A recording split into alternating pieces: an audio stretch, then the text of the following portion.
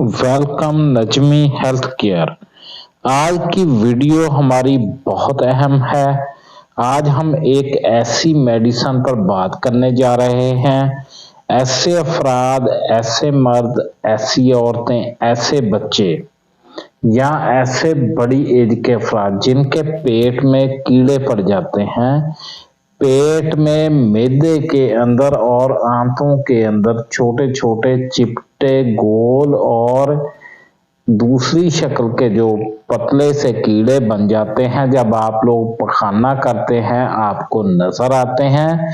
अगर आप लोग उन कीड़ों का बर वक्त इलाज ना करें तो आपको बहुत से मसले मसाइल का सामना करना पड़ सकता है।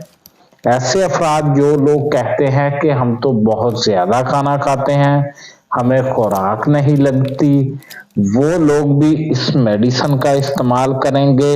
इसका इस्तेमाल कैसे करना है? ये जेंटल मेडिसिन है, इसका नाम जेंटल है। इसमें पाया जाता है फार्मूला एल्बेंडाजोल। एल्बेंडाजोल जो फार्मूला है बहुत अच्छा है, पेट के कीड़ों को खत्म करने के लिए इस्तेमाल होता है। जेंटल आप लोग देख सकते हैं मेडिसिन।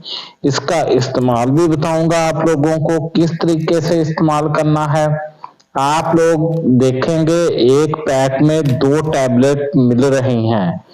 आप लोगों ने 2 पैक इस तरह के लेने हैं। इसमें 2 और 2 4 टैबलेट्स हो जाएंगी।